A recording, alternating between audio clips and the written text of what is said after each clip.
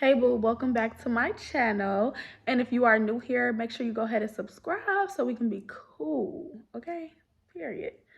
How can I lose if I'm already chose? Like, if she feeling hot, then I make that bitch frozen. I get a bitch tight every time that I post. Damn, the party not lit, then I'd rather not go. If she feeling hot, then I make that bitch. So anyways, I'm about to get into this girl talk, and I was so happy that people was, gross. I was so happy that people was responding back to the girl talk ideas. So I got a lot of things on my iPad, which y'all gonna see me looking down at. But I do need to go ahead and do the wine box, okay? Now listen, I know I'm a couple days late, but don't try to act like you don't be showing up to every event late, okay? Judging mama, not me. And if you're on time to every event, then sis, I aspire to be like you one day when I grow up. But anyways, we gotta open a couple of days of wine, and then we're gonna choose which one we're gonna drink tonight. So, number two, let's see what number two is. Okay, number two is Through the Forest. This is a Pinot Gris. That sounds dry as fuck. Okay, we're gonna put that one down. Now we're gonna open day three. What's day three giving? Something sweet, something sweet. Okay, day three is Winter Getaway Red Blend. Okay. And then we got day number four. Where's four? Oh, okay. I can't see. Damn bangs in my eyes. All right, hold on. Dancing Lights. This is a Trebbiano Chardonnay. Girl, I ain't never heard of that. I ain't never heard of that. Y'all heard of that before? I only heard of Chardonnay, not Trebbiano Chardonnay. That's some fancy ass shit. It's called Dancing Lights. Okay. Then we got number five. Where you at? Number five. Okay. What's today? The 7th. Damn. Okay, number 5 is Handle with Care, a Cabernet Sauvignon. Some more fancy shit, okay? We got number 6. Where you at, number 6? Number 6 is a Wintertime Wonders. This is a Grenache. Am I saying that right? Grenache? What the fuck is a Grenache? What? Okay, and then we got number 7. Please let number 7 be some shit I know. Cause hold up.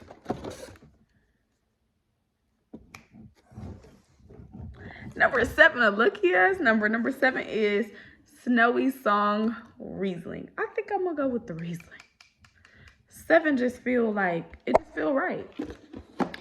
So I'm gonna go ahead and I know I got my wine glass. I'm gonna go ahead and pour Miss Snowy Song Riesling in my glass, and we're gonna get into what we need to get into.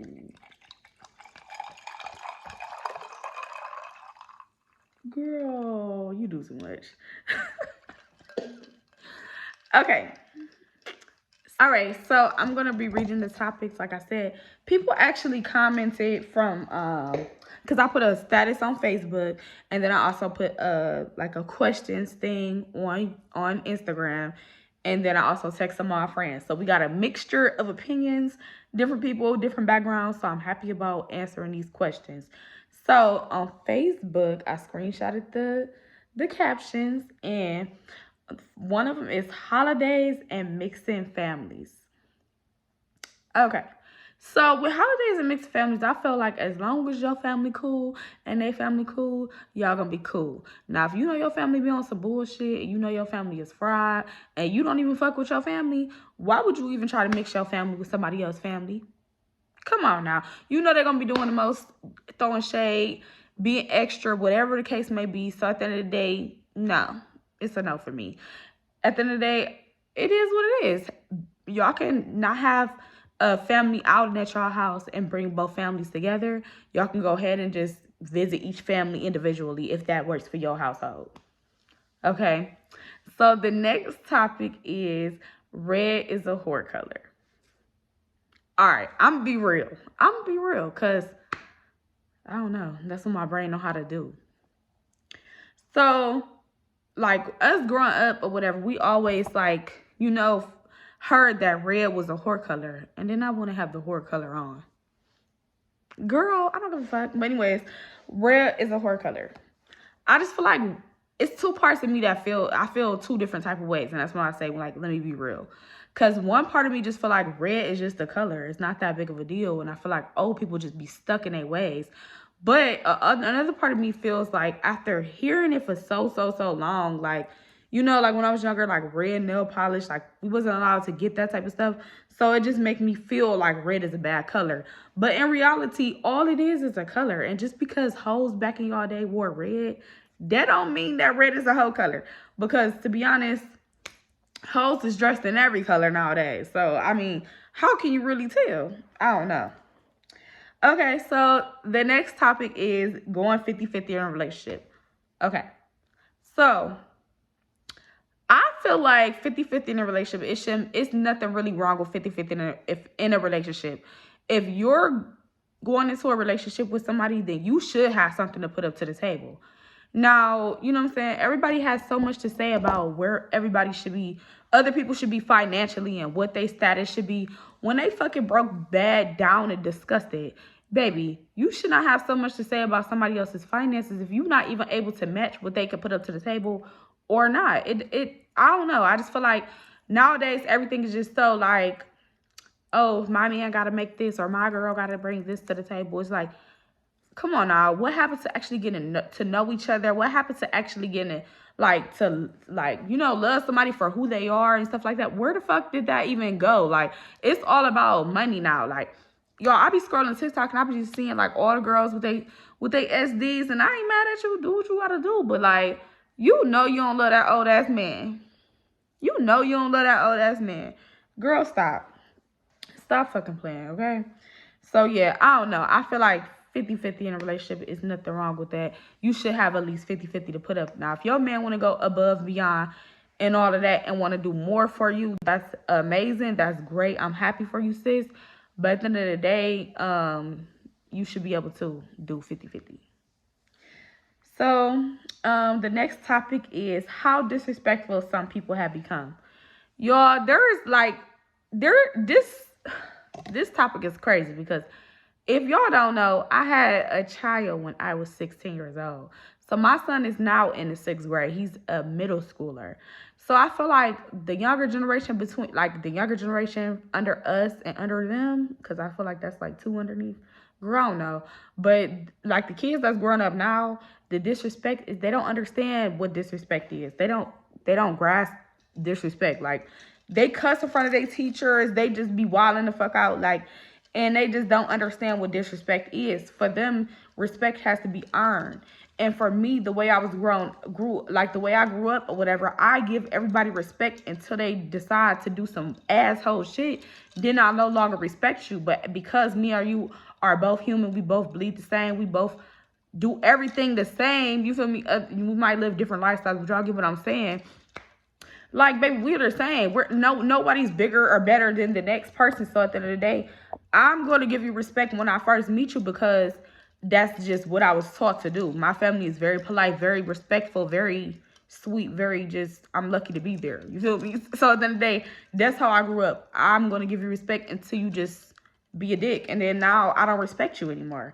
So that's how it is for me and the generations under my generation have just become so much more disrespectful. They just I don't even know what the fuck they be doing. Like, I'll just be like, wow, like the stuff I be seeing online, the things that I be seeing, hearing these kids talking about the things that my son come home and tell me from school.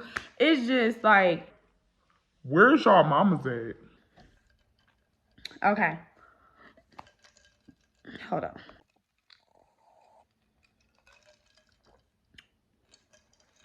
Okay, so the next topic is mixing business with pleasure.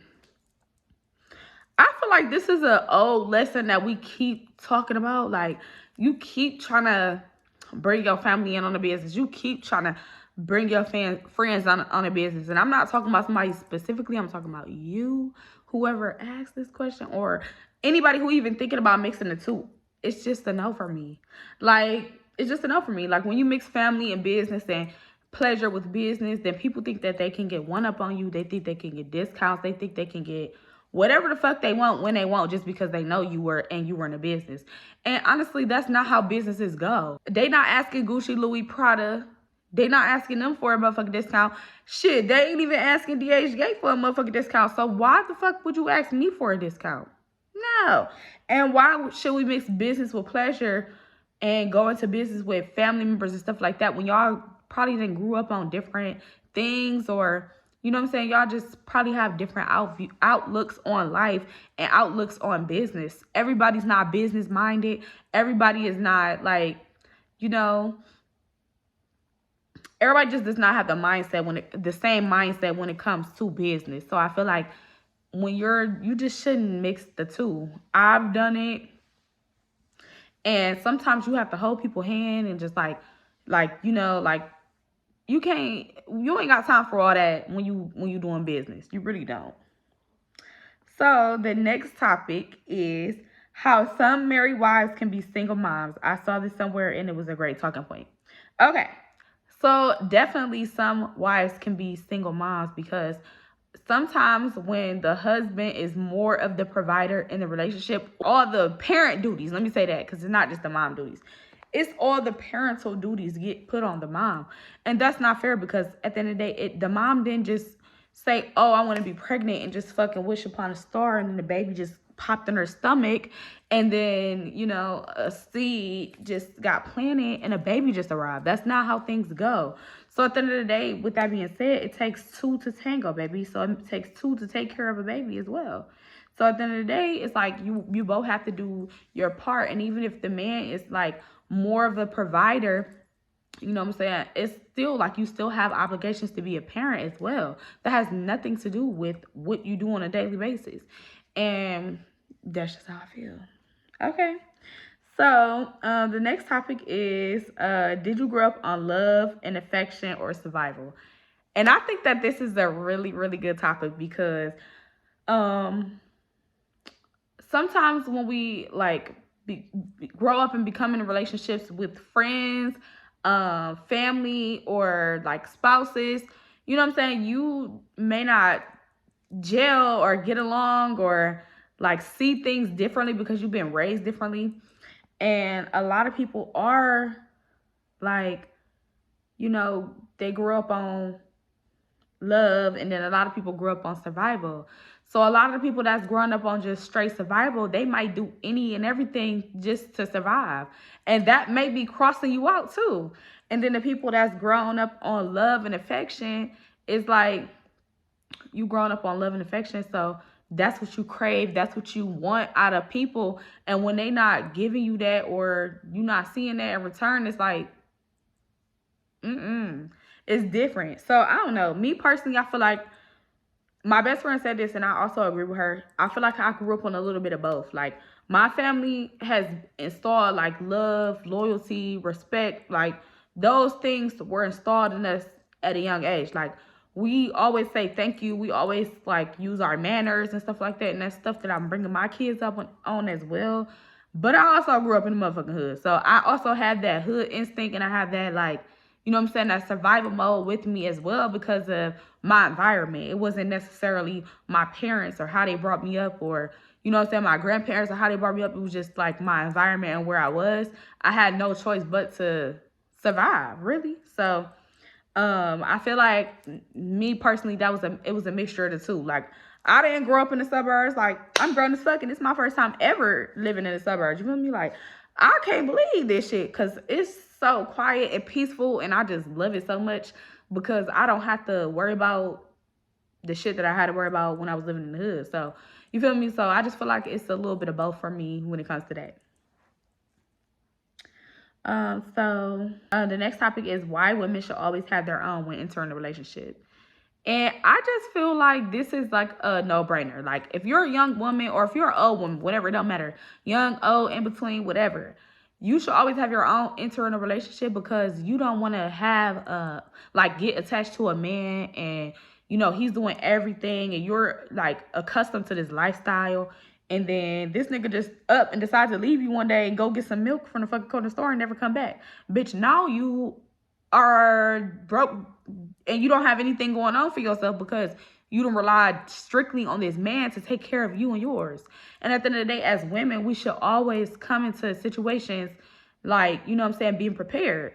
And me personally, as a young woman, I'm gonna be real with y'all. I was not prepared in none of the relationships I ever came into. You feel me? But at the end of the day, like, I'm grown now, so it's like I would never be like that again. I'll at least have a plan, at least have a mindset as to what I would do if X, Y, and Z, you feel me? But at the end of the day, like, if you just a young woman and you're just like, okay, well, your first apartment is with your boyfriend, you need to be at least making the money to pay for that spot. If that nigga decides to leave, you need to at least be able to leave your house with a savings account. And when I say savings, I don't mean like no $1,000-$2,000. I mean thousands in that bitch. Why you just buying 30-inch bust downs? No, baby, you need to be saving your money, putting in a motherfucking account to make sure you okay when you go out on your own, and make sure that you good enough to be able to, if anything comes up, you able to make sure you cool. Like, and at the end of the day, I just feel like a lot of times, like, in the Black community, we raised and we not really like, we raised and we like, oh shit, I can't wait till I move out. I can't wait till I move out. You know what I'm saying? Like, we thirsty as fuck to move out. Like, we just can't wait. But it's like, baby, what is the preparation to moving out? Is there a checklist to moving out? Because we don't understand none of this stuff. Then we get out here, we living a paycheck to paycheck, we struggling. And, you know what I'm saying, trying to find our way. We, you know what I'm saying, making ends meet, doing the damn thing. And I ain't mad at you. But at the end of the day, it's like, no, you need to come into life, not just with a nigga or just in a relationship or nothing. Just come into, when you're going into that transition to from your parents' house to the real world, you need to be prepared, okay? Whether it's in a relationship or not. Fucking period, okay? Okay, so the next topic, I'm skipping a couple of them. The next topic is Jada, Wade, and Ari. All right, so I know a lot of y'all not gonna fuck with me because of this answer, but I mean, it is what it is. Like, I'm not no troll. I'm not gonna go under people's posts and say my opinion about what I see and how I perceive them, because a lot of times, you know what I'm saying, the media, they switch and turn people's stuff. They cut, edit, dice, slice, and all this other stuff, and make people like they can make us perceive somebody how they want us to perceive them off of what they doing. And to be honest, they making me look at Jada like, sis, I just know you don't act like this. Like, they making me look at her like that. And I just pray that that's not what it is, because I just pray that it's not. And I've always been a fan of Ari. I love Ari to fucking death. Like, since day one, when bitches did not fuck with Ari, I fucked with Ari, because I just always felt like she was a real bitch. Like, even when she was fucking with Herbo and, you know what I'm saying, going like the lives and stuff like that, like, she might have been a little bit childish to some of y'all, but I probably would have been childish to y'all too, because at the end of the day, my mindset was the same. Like, and I just feel like she a real bitch. Like, she say what's on her mind. She don't care how anybody feel about it. And I feel like that's how you should be in the world nowadays. And just because you are an influencer, just because you're a big social media personality does not mean that you're a role model for kids. Everything is not for kids. Y'all don't see big, huge being role models for y'all kids, do y'all? So at the end of the day, it's like, I don't know. I just feel like, you know, it is what it is. I feel like it's two different type of, it's several different type of women. There's no category for us all, but I feel like, you know, either we side with one of them. I hope that, let me not even be funny and fake. No, bitch. Because them bitches is not going to be friends, because they two totally different type of people. I just, like, relate more to art. Okay, let me find the next topic. Okay. So the next topic is things to do to get over a broken heart. So honestly,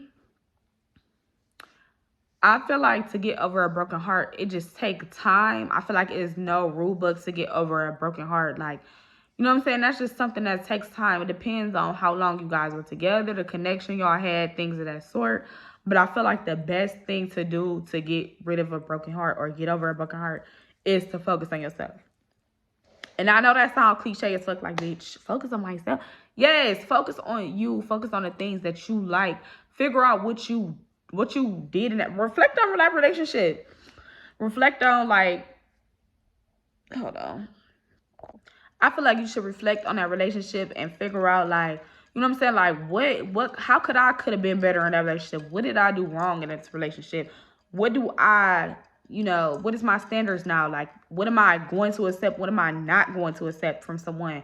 What makes me happy? What doesn't make me happy? I feel like all of those things, like just self-reflecting and just kind of reflecting on relationship and really just like figuring out what you really want out of life, what you want out of a relationship and what makes you happy is like the key to that, because it's no rule book on like how to get over things. There's no rule book how to grieve. Like, and that's the grieving process. You know what I'm saying? Like, not dealing with somebody anymore in a relationship. I feel like that's the grieving process, and that's hard for a lot of people, and that's why a lot of people hang on to relationships that, you know what I'm saying, they probably shouldn't be in. But I just feel like, you just gotta reflect on that, like, and just get to know yourself and figure out what you want and how you want to live your life for real. So I'm gonna do two more questions, and the next one is mother and daughter's bond.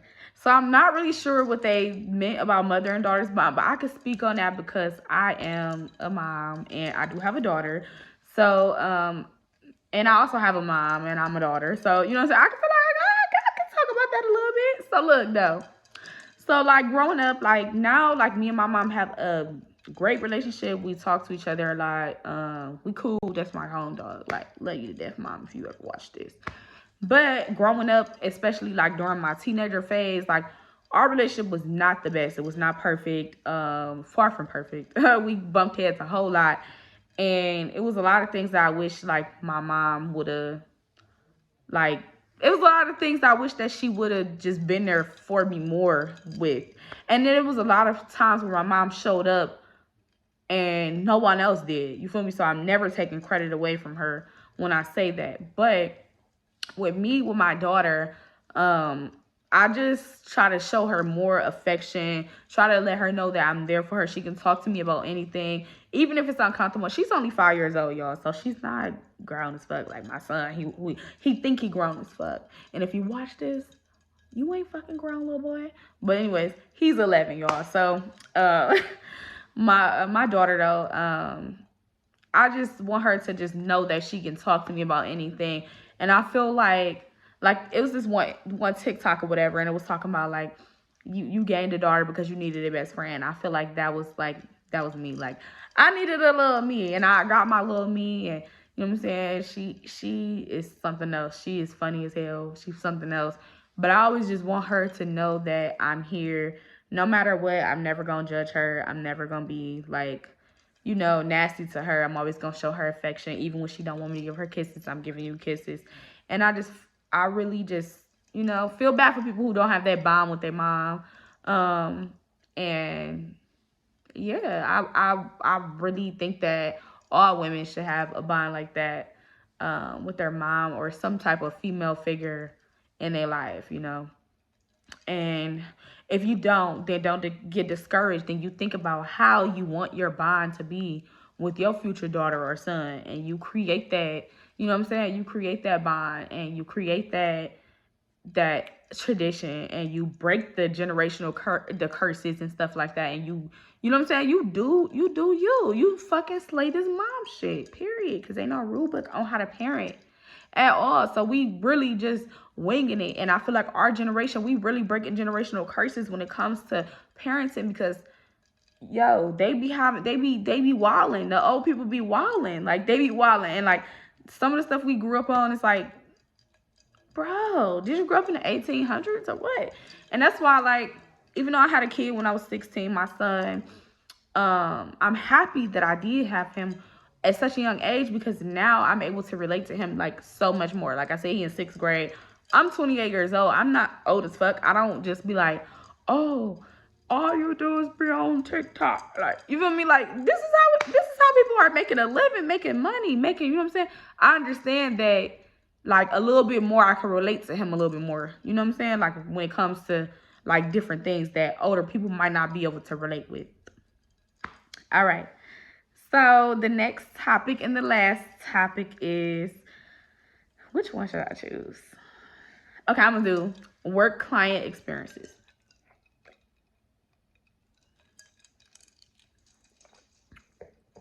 So to be honest, like with work client experiences, I have a couple of story times on my page about like different client experiences that was like horror stories and shit. But those is like very far and few in between. Like I don't just be having like a whole bunch of just crazy ass fucking clients. Or bitch, I probably wouldn't even be doing makeup right now. Because who got time for all the toxicity?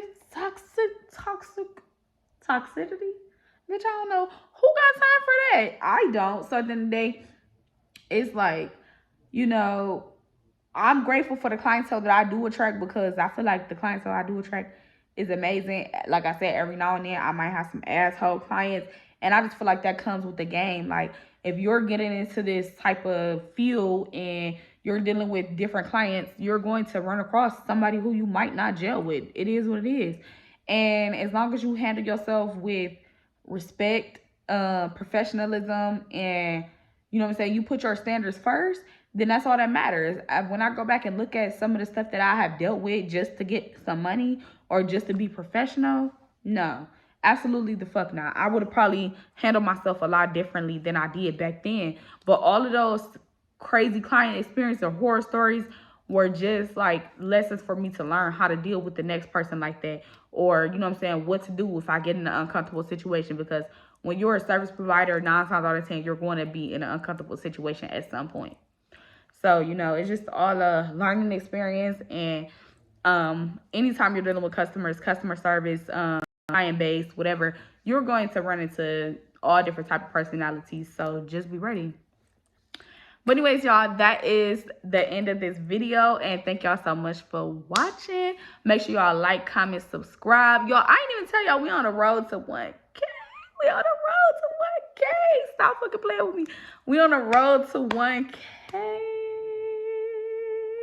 Okay, so make sure y'all go ahead and smack that subscribe button. Make sure y'all show y'all sis some love. Comment. Tell me what y'all think about anything I said. If you agree, disagree, indifferent, you know, whatever. It's cool. So yeah, let's talk. But y'all know I gotta go, so peace.